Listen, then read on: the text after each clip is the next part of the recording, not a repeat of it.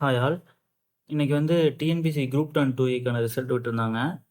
என்னோட வந்து ஸ்டேட் லெவலில் 14th ரேங்க் வந்திருக்கு குரூப் 2ஏல. என்னோட மார்க் வந்து 158 போட்டிருந்தேன். 300க்கு வந்து 237. கம்யூனல் ரேங்க் வந்து 8th வந்திருக்கு. ஸோ இந்த வீடியோவில் வந்து நான் பர்சனலாக எப்படி படித்தேன், என்ன மாதிரி ஸ்ட்ராட்டஜி ஃபாலோ பண்ணேன், ஸோ இதெல்லாம் வந்து எக்ஸ்பிளைன் பண்ணுறேன். உங்களுக்கு எது யூஸ்ஃபுல்லாக இருக்கோ அதை ஃபுல்லாக ஃபாலோ பண்ணிக்கங்க. ஸோ ஃபஸ்ட்டு மெயினாக 3 பேருக்கு நான் தேங்க் பண்ணணும். ஃபஸ்ட் வந்து ஃபேமிலி, ரிலேட்டிவ்ஸு, ஃப்ரெண்ட்ஸு. ஃபேமிலி பொறுத்தளவு அம்மா, அப்பா வந்து அவங்களோட மேக்ஸிமம் என்ன முடியுமோ அந்த சப்போர்ட் அவங்க குடுத்துட்டாங்க. ரிலேட்டிவ்ஸ் பொறுத்தளவுக்கு நெறையா புரிஞ்சுட்டாங்க. ஸோ இப்போ வரைக்கும் அவைங்க ஏதோ ஒண்ணு என்னால பண்ண முடியலனா அவைங்க புரிஞ்சுக்கிறாங்க. ஸோ அது ரொம்ப சப்போர்ட்டிவா இருக்கு. அதுக்கடுத்து மெயின் பில்லர் வந்து யாருன்னா ஃப்ரெண்ட்ஸு. அவைங்கள பொறுத்தளவு என்ன நம்புறாங்க. "உன்னால முடியும்" அப்படிங்கிற அந்த வேர்ட்ஸ் தான் வந்து என்ன நெக்ஸ்ட் லெவலுக்கு வந்து யோசிக்க தோணுது. இப்பவும் வந்து குரூப் 1 உன்னால முடியும். அந்த மாரி சொல்றப்ப தான் நம்மளுக்கும் ஓகே. நம்மளால முடியும்னு சொல்லி ஓடுறோம். ஸோ இந்த 3 பில்லர்ஸும் எல்லாத்துக்கும் அமைஞ்சிருச்சுன்னா ரொம்ப ஈஸி. இல்லனாலும் நம்ம போராடி ஜெயிச்சிரலாம். ஓகேவா? சரி, ஓகே. நெக்ஸ்ட் வந்து பிரிலிமினரி. பிரிலிமினரி பொறுத்தளவு நான் வந்து ஸ்டார்ட்டிங்கில படிக்க ஸ்டார்ட் பண்ணப்போ, ஃபுல்லா வந்து செல்ஃப் ஸ்டடி தான் ஸ்டார்ட் பண்ணேன். யூடியூபு, ஃப்ரெண்ட்ஸோட நோட்ஸு இந்த மாரிலாம் வச்சு படிக்க ஸ்டார்ட் பண்ணேன். பட் அது வந்து பேசிக் கத்துக்கிறதுக்கு அது ஓகே. டெஸ்ட் பேட்ச் வந்து மஸ்ட்டு. ஓகேவா? நெறைய பேர் வந்து படிச்சுட்டே இருக்காங்க கடைசி வரைக்கும். கடைசில போய் டைரக்ட்டா டெஸ்ட் எழுதுறாங்க. அது அந்த அளவுக்கு எஃபெக்டிவா இருக்காது. ஓகேவா? ஸோ ஒரு அட்லீஸ்ட் ஒரு 6 மந்த் முன்னாடி, அட்லீஸ்ட் ஒரு 3 மந்த்ஸ் முன்னாடியாவது நம்ம டெஸ்ட் பேட்ச் கண்டிப்பா போடணும். உங்களுக்கு பக்கத்துல இருக்கிற இன்ஸ்டிடியூட்டு, ஒரு ஆன்லைன், போஸ்டல் எது உங்களுக்கு கம்ஃபர்டபுளோ அத வந்து டெஸ்ட் பேட்ச் கண்டிப்பா போட்டு ரெகுலரா ஃபாலோ பண்ணுங்க. அதே மாரி நீங்க பிரிலிம்ஸ்க்கு வந்து டெஸ்ட் படிச்சு தான் போயிடணுன்ட்டுலாம் இல்ல. நீங்க எழுதி அனலைஸ் பண்ணாலே அது நெறையா கத்துக்கலாம். நான் நெறைய டைம் வந்து என்னால படிக்க முடியாத டெஸ்ட் போட்டுருவேன் சண்டே ஆனா. போட்டு ஃப்ரெண்ட்ஸோட அனலைஸ் பண்ணி நெறையா கத்துக்கலாம். ஓகேவா? நான் மெயினா வந்து பிலிம்ஸ்க்கு வந்து ஈரோட்ல வேந்தன் இன்ஸ்டிடியூட்னு இருக்கு. அங்க தான் வந்து டெஸ்ட் பேட்ச் போட்டிருந்தோம். எப்பவுமே டெஸ்ட் முடிச்சா சண்டே முடியும். ஆஃப்டர்நூன் உட்காந்தா நைட் வரைக்கும் அத அனலைஸ் பண்ணிருவோம். ஓகேவா? நீங்களும் அத கண்டிப்பா டெஸ்ட் எழுதிட்டு இப்போ ஒரு 150 எடுத்தீங்கன்னா, 200க்கு மீதி 50 அப்படியே உட்டுட்டா அது டெஸ்ட் பேட்ச் போட்டதுக்கு யூஸே இல்ல.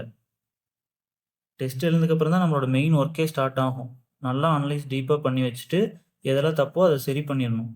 அப்பதான் அடுத்தடுத்த டைம் அந்த மார்க் வந்து இன்க்ரீஸ் ஆயிட்டே போகும். இல்லன்னா, அந்த மார்க் ஸ்டேபிளாவே இருக்கும்.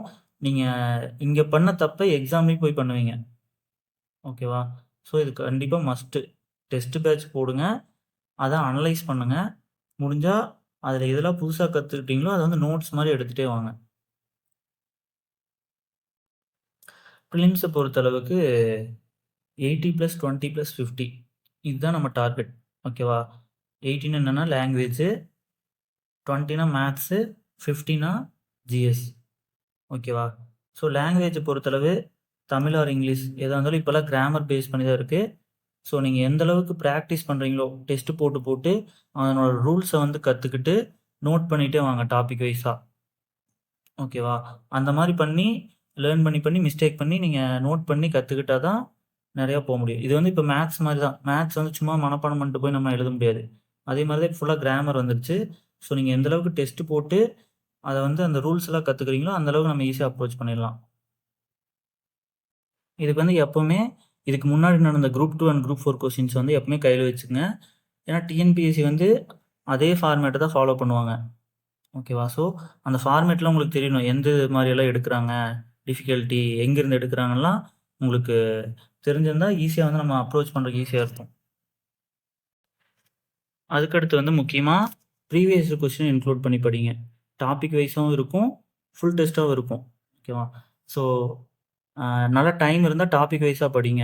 கடைசியில டைம் இல்ல ஒரு 2 மந்த்ஸ் தான் இருக்குன்னா, ஃபுல் டெஸ்ட் மாரி எடுத்துக்கங்க. 2025, 24 சேர்த்து 200 கொஸ்டின் வர ஜிஎஸ் ஃபுல்லா 200 இருக்கும்ல அது வேணாம். இந்த 75 ஜிஎஸ் வர மாரி எடுத்துக்கங்க. குரூப் 4, குரூப் 2 பிலிம்ஸ்க்கு அது போதும். அத எடுத்துட்டு ஒரு 10 கொஸ்டின் வந்து அனலைஸ் பண்ணுங்க. ஓகேவா? அப்படி அனலைஸ் பண்றப்போ, நீங்க டிஎன்பிஎஸ்சி எப்படி கேட்குறான், எப்படி ஆன்ஸர் பண்ணணும்னு நீங்க நெறையா கத்துக்கலாம். அது ரொம்ப யூஸ்ஃபுல்லா இருக்கும். ப்ரீவியஸ் கொஸ்டின் ரொம்ப முக்கியம். டைம் இருந்தா டாபிக் வைஸ் படிங்க. டைம் இல்லன்னா, ஃபுல் டெஸ்ட் ஒரு 10 டெஸ்ட்டாவது கண்டிப்பா இது பண்ணுங்க. அதுக்கப்புறம் மார்க் டெஸ்ட்ட பொறுத்தளவு, இன்ஸ்டிடியூட்டோட மார்க் டெஸ்ட் வந்து நீங்க கண்டிப்பா அப்ரோச் பண்ணணும். அட்லீஸ்ட் 5 மார்க் டெஸ்ட் எழுதி அனலைஸ் பண்ணிடுங்க.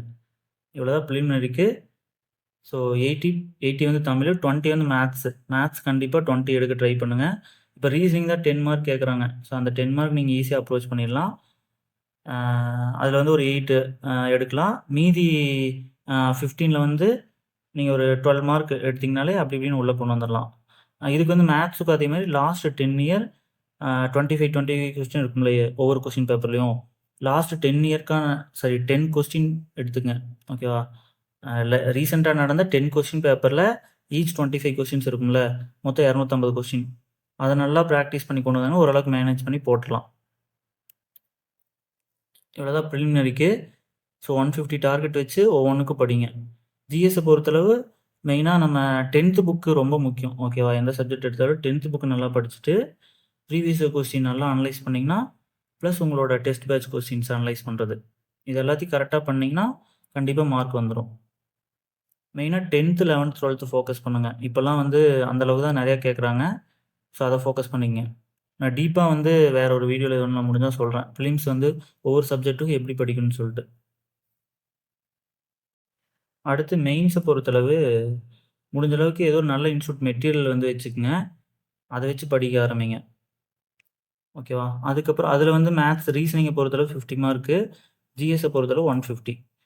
ரீசனிங் தான் உங்களுக்கு ரொம்ப ஹெல்ப்ஃபுல்லாக இருக்கும். ஈஸியாக மார்க் வந்து பூஸ்ட் பண்ணி கொடுக்கும். ரீசனிங்கில் வந்து நீங்கள் 45+ போட்டிங்கன்னா ஈஸியாக அடிச்சிடலாம். ஓகேவா? அது ஈஸியாக தான் இருக்கும். ஏன்னா ரொம்ப எஸ்எஸ்சி லெவலுக்குலாம் இருக்காது. ரொம்ப ஈஸியாக தான் இருக்கும். ஒரு 40 கொஸ்டின் யார் வேணாலும் போய் போடலாம். அந்தளவுக்கு தான் இருக்கும். அதை கரெக்டாக போட்டிங்கன்னா மீதி 10 வந்து கஷ்டமாக இருக்கும். ஓகேவா? அதை வந்து நம்ம அப்படி இப்படின்னு 5 போட்டு கூட எப்படின்னு 45 கொண்டு வர முடியும். நிறையா வந்து நான் எப்படி இருக்குன்னா, ரீசனிங் சம்மெல்லாம் மோஸ்ட்லி வந்து ஆர்எஸ் அகர்வாலோட ப்ரீவியஸ் கொஸ்டின் தான் எடுக்கிறாங்க. ஸோ நீங்கள் ஆர்எஸ் அகர்வாலை வந்து நல்லா கரெக்டாக ஃபோக்கஸ் பண்ணி அதில் இருக்கிற கொஸ்டினை வந்து நல்லா நிற்க வச்சிட்டிங்கன்னா உங்களுக்கு ஈஸியாக தான் இருக்கும். அதில் ரொம்ப டிஃபிகல்ட்டி லெவல் சம்ஸ்லாம் பார்க்க தேவையில்ல. இந்த சாப்டர் 1 சாப்டர் 2 லெவலுக்கு இருக்கிற சம்ஸ் பார்த்தா போதும். அதுவும் முடிஞ்ச அளவுக்கு ப்ரீவியஸ் கொஸ்டின் பாருங்கள். மெயினாக வந்து நீங்கள் அந்த வெர்பல் கொஸ்டின்ஸ் எல்லாம் இருக்கும்ல, அதெல்லாம் கண்டிப்பாக அனாலஜி இந்த மாதிரி கொஸ்டின்ஸ்லாம் கண்டிப்பாக நீங்கள் வந்து ஆட் ஒன் அவுட் இந்த மாதிரிலாம் இருக்கும். ஸோ கண்டிப்பாக நீங்கள் ஆர்எஸ் அகர்வாலை படிங்க. ஏன்னா அதுலேருந்து எடுக்கிறாங்க. அதனோட ப்ரீவியஸ் கொஸ்டின்ஸ்லேருந்து எடுக்கிறாங்க மோஸ்ட்லி. ஸோ ரீசனிங்க்கு ஆர்எஸ் அகர்வால் மெயினு. அதில் எல்லாம் படிக்க தேவையில்ல. அந்த சாப்டர் 1 சாப்டர் 2 லெவலுக்கு இருக்கிற கொஸ்டின்ஸ்லாம் நல்லா நிற்க வச்சிட்டிங்கனாலே ஓரளவுக்கு ரீசனிங் நல்லா பண்ணிடலாம். அதுக்கப்புறம் ப்ராக்டிஸு டெய்லி 10 to 20 கொஸ்டின்ஸு என்ன பண்ணுங்கன்னா, இன்ஸ்டியூட்டோட கொஸ்டின்ஸில் இருக்கும். பழைய கொஸ்டின்ஸு இது மாதிரிலாம் இல்லை, ப்ரீவியஸ் கொஸ்டின் அந்த செட்டு இது மாதிரி எதுவும் எடுத்துகிட்டு டெய்லி 10 to 20 கொஸ்டின்ஸ் ஃப்ரெண்ட்ஸோடு சேர்ந்து ஸ்டார்டிங்கில் ஒரு 5 கொஸ்டின் டெய்லி வைங்க. போக போக கொஞ்சம் இன்க்ரீஸ் பண்ணி கடைசியில் போகிறப்போ ஃபுல் மார்க் டெஸ்ட் நிறைய இன்ஸ்டியூட் வைப்பாங்களே, அதில் ஃபுல் டெஸ்ட்லாம் போட ட்ரை பண்ணுங்கள். 2 days ஒன்ஸ் ஒரு 50 கொஸ்டின்ஸ் போட்டு பார்த்தீங்கன்னா ஆட்டோமேட்டிக்காக ரீசனிங் வந்து வந்துடும். முடிஞ்ச அளவுக்கு எல்லாத்தையுமே எதெல்லாம் டிஃபிகல்ட்டாக கற்றுக்குறீங்களோ அது முடிஞ்சால் நோட்ஸ் மாதிரி எடுங்க சிம்பிளாக. ஜிஎஸை பொறுத்தளவு குரூப் டே மெயின்ஸ்க்கு வந்து தமிழ்நாடு பேஸ்டு நிறையா இருக்கும். ஓகேவா? ஸோ டாபிக் வைஸ் வச்சு படிச்சுட்டு எல்லாமே நம்ம ப்ரிலிம்ஸ்க்கு படித்தது மெயினாக பாலிட்டி வந்து அப்படியே தான் இருக்கும். யூனிட் 8 ஓரளவுக்கு அப்படியே இருக்கும். சயின்ஸ் அண்ட் டெக்லாம் கொஞ்சம் நிறையா மாறும். சயின்ஸ் அண்ட் டெக் ஃபுல்லாக கொஞ்சம் மாறும். சோசியோ எக்கனாமி நம்ம மெயினாக சிவா புக் நல்லாயிருக்கும் தமிழ் மீடியம்க்கு. இங்கிலீஷ் மீடியமே அது லாங்குவேஜ் ஓகேனா அதே படித்தோம்னாவே போதும். ஓரளவுக்கு எல்லாமே கவர் ஆயிரும். இல்லை இன்ஸ்டியூட் நோட்ஸ் நல்லா இருந்தாலும் அதையே ஃபாலோ பண்ணிக்கலாம், ஒன்றும் பிரச்சனை இல்லை. அதுக்கப்புறம் அந்த ஜாகிரபி எக்கனாமி கேட்பாங்க. எல்லாமே அது தமிழ்நாடு பேஸ்டு தான். ஓகேவா? ஸோ இது வந்து ஒன்றா நீங்கள் ஸ்கூல் புக்கில் தேடி தேடி படிக்கலாம், இல்லை இன்ஸ்டியூட் மெட்டீரியலும் ஓவராலாக கொடுத்தாங்கன்னா நல்லா இருந்தால் அதை வந்து ஃபாலோ பண்ணிக்கலாம். நான் பொறுத்தளவு வெற்றி மெயின்ஸ்க்கான மெட்டீரியல் யூஸ் பண்ணிக்கிட்டேன். லாஸ்ட்டில் டெஸ்ட்டு வந்து மார்க் டெஸ்ட் வந்து ஜெயம் அகாடமி இருக்குது ஈரோட்டில், அங்கே யூஸ் பண்ணிக்கிட்டேன். ஸோ 2 பக்கமே எனக்கு சப்போர்ட்டிவாக இருந்துச்சு, நல்லாவும் இருந்துச்சு. ஸோ அது நல்லா தான் போச்சு. அதுக்கப்புறம் வந்து எக்ஸ்ட்ரா சோர்ஸ்ன்னு வந்து பார்த்துட்டா மெயினாக பாலிசி நோட்ஸு கண்டிப்பாக குரூப் டே மெயின்ஸை பொறுத்தளவு பாலிசி நோட்ஸ் வந்து ஒர்க் அவுட் ஆகும். ஆனால் பர்டிகுலராக எதுவும் சொல்ல முடியாது. பட் நம்ம என்ன பண்ணலாம்னா ஒரு 20 இம்பார்ட்டன்ட் பாலிசி நோட்ஸ் வந்து எடுத்துகிட்டு அதை வந்து நல்லா படிச்சுட்டு போய்க்கலாம். அதுலேருந்து மோஸ்ட்லி இப்போ ஒரு 10 கொஸ்டின்ஸ் கேட்டால் அந்த இதுலேருந்து ஒரு 6 கொஸ்டின்ஸ் பக்கமாக அதுலேருந்து கேட்டுருவான், அந்த டாப் 20 டிபார்ட்மெண்ட்லேருந்து. அதை நம்ம நல்லா நிற்க வச்சுட்டோம்னா போதும். அதுக்கப்புறம் economic survey, Tamil Nadu budget, Tamilarasu மேகசினில கொஞ்சம் எதனா எக்ஸ்ட்ரா இன்ஃபர்மேஷன் இருந்தா, மோஸ்ட்லி கரண்ட் அஃபேர்ஸ் நீங்க கரண்ட் அஃபேர்ஸு, பட்ஜெட்டு, பாலிட்டி நியூஸ்லாம் படிச்சாலே ஆட்டோமேட்டிக்கா தமிழரசு மேகசின் முக்கால்வாசி கவர் ஆயிரும். 1, 2 பாயிண்ட் எக்ஸ்ட்ரா குடுத்துருப்பாங்க தமிழ்நாட்ட பத்தி. அத மட்டும் வேணா எடுத்து நோட் பண்ணிக்கலாம். இவ்வளோதான். இந்த சோர்ஸ் மெயினா யூஸ் பண்ணீங்க. யூனிட் 8க்கு வந்து இப்ப நெறையா வெங்கடேசன் புக்லேருந்து எடுக்குறாங்க டைரக்ட்டாவே. ஸோ கண்டிப்பா வெங்கடேசன் புக்கு நீங்க ரெஃபரன்ஸுக்கு யூஸ் பண்ணிக்கணும். ஃபுல்லாவே எல்லா லெசனும் படிக்கணுன்ட்டு இல்ல. சிலபஸ் வச்சுக்கிட்டு எதெல்லாம் வெளியில போறானோ அத மட்டும் வந்து வெங்கடேசன் புக்ல ரெஃபர் பண்ணிக்கங்க. ஓகேவா? யூனிட் 8க்கு வெங்கடேசன் புக்கு ஓகே. பாலிட்டி பொறுத்தளவு அது உங்களுக்கு நார்மலா தெரியும். இங்கிலீஷ்னா லக்ஷ்மிகாந்த் புக் யூஸ் பண்ணிக்கலாம். தமிழுக்கு வந்து பிரகதீஷ் பப்ளிகேஷன் அத மெயினா யூஸ் பண்ணிக்கலாம். அடுத்து வந்து சயின்ஸ் அண்ட் டெக்குக்கு வந்து எய்ம்டிஎன் வீடியோஸ் நடத்தியிருந்தாங்க. குரூப் 2 மெயின்ஸுக்கு 2 இயர்ஸ் போன இதுக்கு வந்து நடத்தியிருந்தாங்க. அது ரொம்ப யூஸ்ஃபுல்லா இருக்கு. எல்லாத்துக்குமே வந்து உங்களுக்கு சப்போஸ் நல்லா டைம் இருக்கு அந்த மாரிலாம் ஃபீல் பண்ணீங்கன்னா, நீங்க எய்ம்டிஎன் வீடியோஸ் ரெஃபர் பண்ணலாம். ஒரு பர்ட்டிகுலர் டாபிக் தெரியலனா, எய்ம்டிஎன்ல பிளேலிஸ்ட் மாரி கிரியேட் பண்ணியிருப்பாங்க. ஓகேவா? 5 சப்ஜெக்ட்டுக்கு தனித்தனியா இருக்கு. ஸோ அது ரொம்ப யூஸ்ஃபுல்லா இருக்கும். எல்லாத்தையுமே அவைங்க நடத்தி வச்சிருக்காங்க. நீங்க எது டவுட்னாலும் பேசிக்லேருந்து ஸ்டார்ட் பண்றீங்கன்னா, அத ரெஃபர் பண்ணீங்கன்னா ஈஸியா கத்துக்கலாம். அடுத்து முக்கியமானதுனா சோசியோ எக்கனாமி ரொம்ப முக்கியம். ஸோ அது வந்து ஆல்ரெடி சொன்ன மாரி சிவா புக் ரெஃபர் பண்ணிக்கங்க. நெக்ஸ்ட்டு ஜியாகிரபி, எக்கனாமி, அ அந்த என்விரான்மென்ட் இதெல்லாம் கம்பைல் பண்ணி ஒரு யூனிட்டா குடுத்துருப்பாங்க. அத பொறுத்தளவு மோஸ்ட்லி தமிழ்நாடு பேஸ்டா இருக்கும். அது நீங்க சிலபஸ் வச்சு வச்சு படிச்சீங்கன்னா ஓரளவுக்கு எல்லாமே கவர் பண்ணிடலாம். அந்த எக்ஸாம் வரப்போ முடிஞ்ச அளவுக்கு அந்த 2A மெயின்ஸ் ஈச் சப்ஜெக்ட் வந்து ஒவ்வொன்னுக்கு எப்படி படிக்கணும், இல்ல ஓவராலா முடிஞ்சா ஒரு மராத்தான் மாரி ஏதோ ஒண்ணு நான் ட்ரை பண்றேன். இப்போதைக்கு லைட்டா தெரிஞ்சுக்கங்க இதெல்லாம் இருக்குன்னு சொல்ட்டு.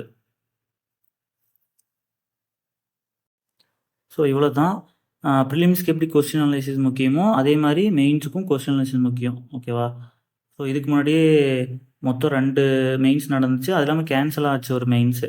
மொத்தம் 3 மெயின்ஸ் கொஸ்டின் பேப்பர் உங்களுக்கு வந்து சோர்ஸ் இருக்கு. ஸோ இந்த 3 கொஸ்டின ஃபர்ஸ்ட்டு நீங்க ப்ரிலிம்ஸ் முடிச்சோனையுமே இந்த 3 கொஸ்டின அனலைஸ் பண்ணிறணும். அப்ப அப்பதான் உங்களுக்கு வந்து என்ன கொஸ்டின் வந்து கேட்க போறாங்கன்னு உங்களுக்கு தெரியும். ப்ரெடிக்ட் பண்ணலாம் ஈஸியா. ஓகேவா? அதே மாரி ப்ரிலிமினரிக்கே நல்லா படிச்சுருங்க. இப்போ 4 மந்த்ஸ் இருக்கும். நெறைய பேத்துக்கு வந்து இன்னும் வந்து குரூப் 1 வேற வேக்கன்சி கம்மியாயிருச்சு. இன்னொரு பக்கம் வந்து ப்ரிலிம்ஸ் படிக்கிறதா, மெயின்ஸ் படிக்கிறதா, படிக்கலாமா? இது மாரி நெறையா கன்ஃப்யூஷன் இருக்கும். ஸோ எதுவும் யோசிக்காதீங்க. அப்போதைக்கு ஆடெண்டம் வரும். கடைசியில வர வேக்கன்சி தான் உண்ம. மேபி இந்த இயர் இதா இருக்கும். குரூப் 2ஏக்கு எப்படி வேணாலும் வரலாம். ஸோ அதெல்லாம் யோசிச்சிருந்தா நம்ம எதுவுமே படிக்க முடியாது. அந்த கேப்ல மத்தவைங்க படிச்சு மார்க் வாங்கிட்டு போயிருவாங்க. நம்ம இதுக்கு நம்பி வந்துட்டோம். ட்ரை பண்றது சாட்டிஸ்ஃபைடா கடைசி வரைக்கும் சாட்டிஸ்ஃபைடா ட்ரை பண்ணிட்டு போயிரலாம். ஓகேவா? ஸோ வந்த வேக்கன்சிக்கு இப்போ குரூப் 1க்கு படிக்கிறீங்கன்னா, அது இது வரப்ப நம்ம பார்த்துக்கலாம். ஆடெண்டம் போட்டு கடைசி அந்த கவுன்சிலிங் வர வரைக்கும் அவைங்க மேபி ஆட் பண்ணலாம். என்ன வேணாலும் ஆகலாம். இல்ல வேற டிபார்ட்மெண்ட் திடீர்னு இன்க்ளூட் பண்ணலாம். இல்ல இருந்தாலும் அட்லீஸ்ட் ஒரு 50-60 வருதுன்னா, அதுக்கான மெம்பர்ஸ் வந்து ஒரு 1200 வந்து எடுப்பாங்க குரூப் 1க்கு. ஸோ அதுக்குள்ள நம்ம கெத்தா வருவோம். அதுக்காக நம்ம படிப்போம். அவ்வளோதான். அந்த எண்ணத்தோட படிங்க. அதுக்குள்ளேயும் போய் அந்த 60 பேர் வேலைய எடுக்க தான் போறாங்க. நம்ம அந்த 60 வர்றதுக்கு ட்ரை பண்ணி படிப்போம். அப்படி இல்லனாலும், நீங்க குரூப் 1க்கு போட்ட நாலேட்ஜு அப்படியே குரூப் 2ல செம யூஸ்ஃபுல்லா இருக்கும். மெயின்ஸ்லயோ, இல்ல பிரிலிம்ஸ்லயோ நீங்க டாப் லெவல்ல வருவீங்க. லாங்குவேஜ் மட்டும் படிச்சா போதும். அவ்வளோதான். அந்த மாரி நெனச்சுட்டு குரூப் 1க்கு படிச்சா இன்ட்ரெஸ்ட்டோட படிங்க. வேக்கன்சி வருமா வராதா, வெக்ஸ் ஆகுறது எதுவுமே வேணாம். சாட்டிஸ்ஃபைடா படிங்க. வந்தா ஓகே. இல்லன்னா அப்படியே நம்ம அத தூக்கி குரூப் 2க்கு யூஸ் பண்ணிக்கலாம் மார்க்க பொறுத்து. ஓகேவா? ஸோ இப்போ குரூப் 2 வந்து அக்டோபர் 25 பக்கமா எக்ஸாம் வருதுல்ல. ஆமா. அக்டோபர் 25 வந்து எக்ஸாம் வருது. ஸோ அதுவரைக்கும் வந்து நீங்க பிரிலிம்ஸே ஸ்ட்ராங்கா படிங்க. மெயின்ஸ் பத்திலாம் எதுவும் யோசிக்க வேணாம். நல்லா ஸ்ட்ராங்கா படிச்சு 150க்கு பக்கமா எடுத்துருங்க. அப்பதான் வந்து நீங்க என்ன பண்ண முடியும்னா, நெக்ஸ்ட்டு 2A மெயின்ஸுக்கு ஸ்டார்ட்டிங்லேருந்தே நல்லா படிக்க முடியும். நெறைய பேர் பண்ற மெயின் மிஸ்டேக் என்னன்னா, நல்லா படிக்கிற ஸ்டூடண்ட்டே பிரிலிமினரி வந்து அதிகமா கண்டுக்காம உட்றாங்க. அது என்ன ஆகுதுன்னா, ஒரு பார்டர்ல வந்து மார்க் வந்துருது. அப்போ வந்து அவைங்க அடுத்த ரிசல்ட் வர வரைக்கும் அத யோசிச்சுட்டே டைம் விட்டுறாங்க. அதே தப்ப மறுபடியும் பண்ணாதீங்க. நீங்க இப்போ ஃபுல் எஃபோர்ட் போட்டு பிரிலிமினரி மட்டும் எடுத்துட்டீங்கன்னா, நீங்க அடுத்த நாளே மெயின்ஸ் வந்து ஸ்டார்ட் பண்ணிடலாம். அப்படி ஸ்டார்ட் பண்ணி படிச்சவைங்க எல்லாருமே ஈஸியா சக்சஸ் ஆயிருவாங்க. ஓகே. ஸோ நீங்களும் அத ஃபாலோ பண்ணுங்க. அதே மாரி ஓரளவுக்கு பார்டர் வந்தா பிரிலிம்ஸ் முடிச்சோனமே படிக்க ஸ்டார்ட் பண்ணிடணும். அப்பதான் வந்து திடீர்னு ரிசல்ட் வந்துச்சுன்னா ஈஸியா அடிச்சுட்டு போயிரலாம். நெறைய பேத்துக்கு அந்த பிரச்சனையும் ஆகுது. என்னன்னா, அவைங்க வந்து மார்க் ப்ரிலிம்ஸ் முடிச்சோனே வராதுன்னு சொல்லிட்டு உட்றாங்க. அவைங்க ஃப்ளோல ஜாப் போறதோ, இல்ல வந்து வேற படிக்கிறதோ போயிர்றாங்க. திடீர்னு பார்த்தா ரிசல்ட் வந்தது. அதுக்கப்புறம் அந்த 1, 2 மந்த் தான் கேப் குடுக்குறாங்க. அதில போய் நம்ம டெஸ்ட் பேட்ச் போட்டு பிக்கப் பண்ணது ரொம்ப கஷ்டமா இருக்கும். ஸோ, அதனால சொல்றேன், ஓரளவுக்கு மார்க் கிட்ட வந்தாலே மெயின்ஸுக்கு படிக்க ஆரம்பிச்சுருங்க. ஓகே. ஏன்னா மெயின்ஸ்க்கு, பிலிம்ஸ்க்கும் கிட்டத்தட்ட சிலபஸ் வந்து ஒரு 70% ஈக்குவலா தான் இருக்கும். ஸோ, அது படிச்சா வேஸ்ட் ஆக போறதில்ல. அந்த தப்ப யாருமே பண்ணிறாதீங்க. ஸோ, பிலிம்ஸே நல்லா படிச்சு 150 எடுத்துருங்க. முடிச்ச அடுத்த நாளே நம்ம மெயின்ஸ்க்கு வந்து படிக்க ஸ்டார்ட் பண்ணா கரெக்ட்டா இருக்கும். அடுத்து நெறைய பேர் வந்து அந்த டைமிங் மேனேஜ் பண்ண முடியல. பார்ட் டைம் ஸ்டூடண்ட் தனியா, ஃபுல் டைம் ஸ்டூடண்ட் தனியா நெறைய டவுட் வந்து இருக்கு.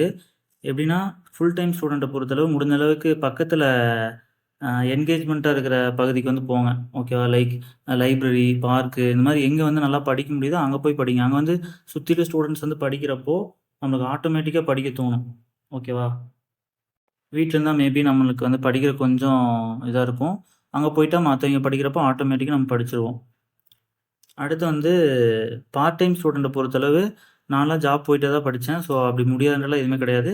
வேணா நீங்க வந்து கிட்ட வரப்போ, இப்போ மெயின்ஸுக்கு கிட்ட வரப்போ ஒரு 1 மந்த்து அதாவது லீவ் போட்டு முடிஞ்சா ஃபுல்லாவே போட்டு படிங்க.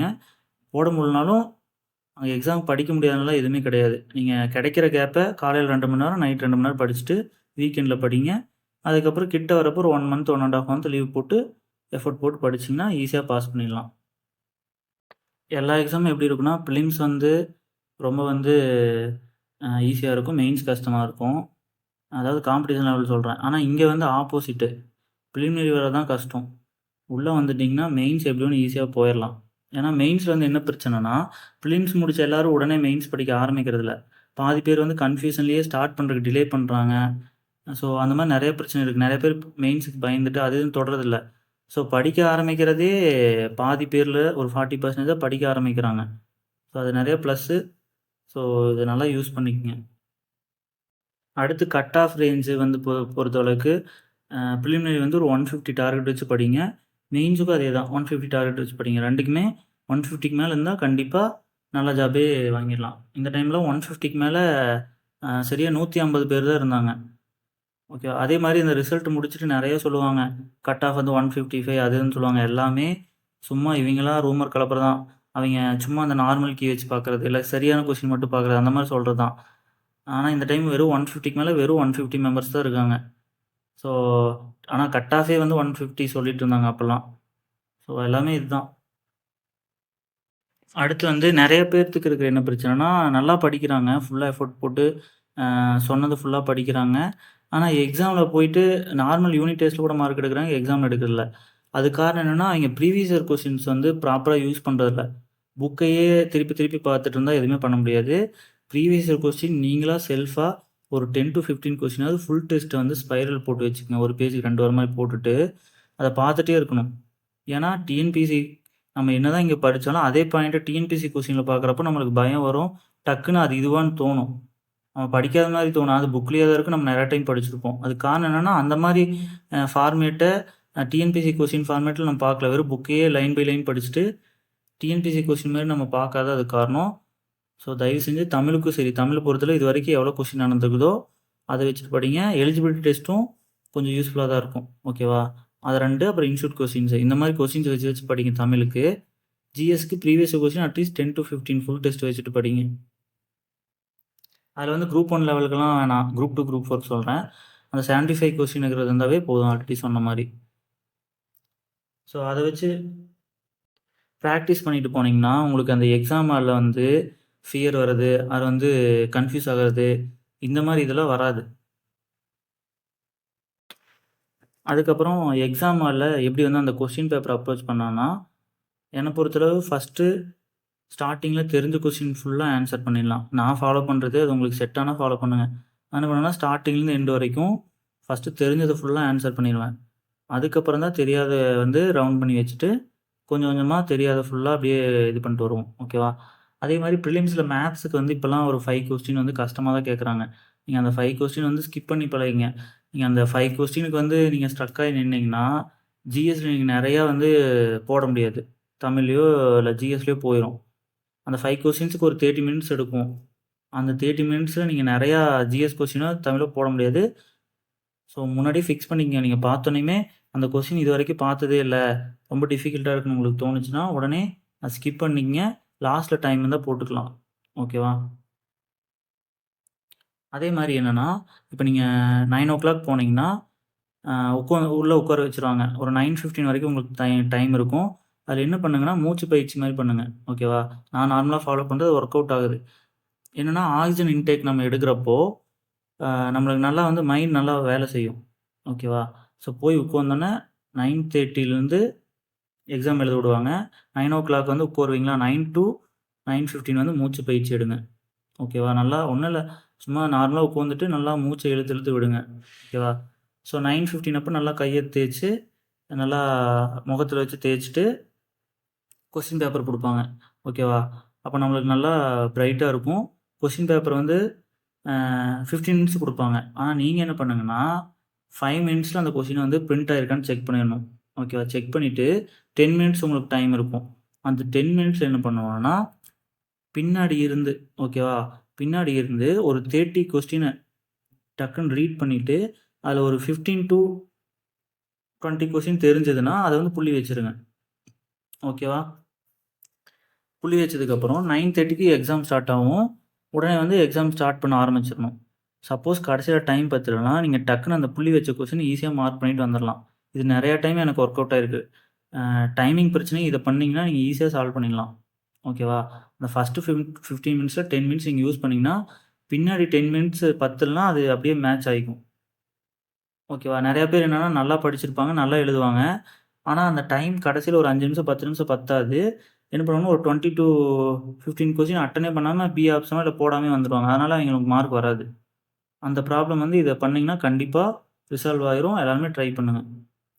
ஆனா, சம்டைம்ஸ் வந்து ஒரு சில அந்த எக்ஸாம் ஹால் வந்து குடுக்குறதில்ல. அப்ப வந்து நீங்க பொறுமையா சொல்லுங்க. 9:15 அப்போ வந்து இப்டி ரூல்ஸுங்க அப்டின்னு கேளுங்க. அவைங்க ஒரு 5 மினிட்ஸ்ல குடுத்தா ஓகே. இல்லனா பதட்டப்பட வேணாம். நீங்க டென்ஷன் ஆனா அதுக்கப்புறம் எக்ஸாம் ப்ராப்பரா பண்ண முடியாது.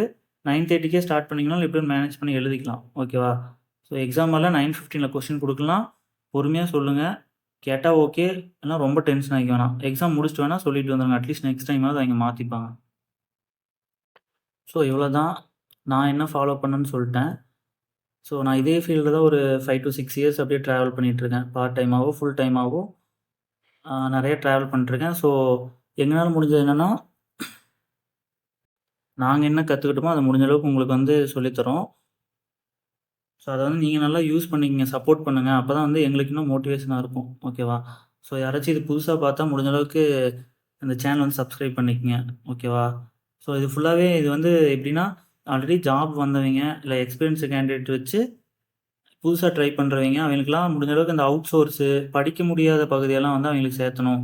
நெறைய பேத்துக்கு சிஏ எடுத்து எப்படி படிக்கணும்னு தெரியாது. ஸோ அத வச்சு நம்ம ஜிஎஸ்ஸையும் அனலைஸ் பண்ணி குடுக்கலாம். இந்த மாரி புதுசு புதுசா ஐடியாவ தான் நாங்க ட்ரை பண்றோம். முடிஞ்ச அளவுக்கு அந்த டைமிங்குள்ள குடுக்க ட்ரை பண்றோம். சம்டைம்ஸ் எங்களுக்கு ஒர்க் இருக்கிறப்ப வீடியோ வராம இருக்கும். ஆனா ஒட்டுக்கா அ ஃப்ரீ டைம் கிடைக்கிறப்ப நெறைய அப்லோட் பண்ணிருவோம். எக்ஸாம் முன்னாடி முடிஞ்ச அளவுக்கு நாங்க பிளேலிஸ்ட் மாரி கிரியேட் பண்ணி ஓவராலா குடுத்துருவோம் ரிவிஷன் அளவுக்கு. ஸோ எதெல்லாம் யூஸ் ஆகுதோ அத ஃபாலோ பண்ணிக்கங்க. மெயினா தமிழரசு மேகசின் வந்து எதெல்லாம் யூஸ்ஃபுல் பாயிண்ட்ஸோ இந்த கவர்மெண்ட்டுக்கு ஏத்த மாரி அது போடுற ஐடியா இருக்கு.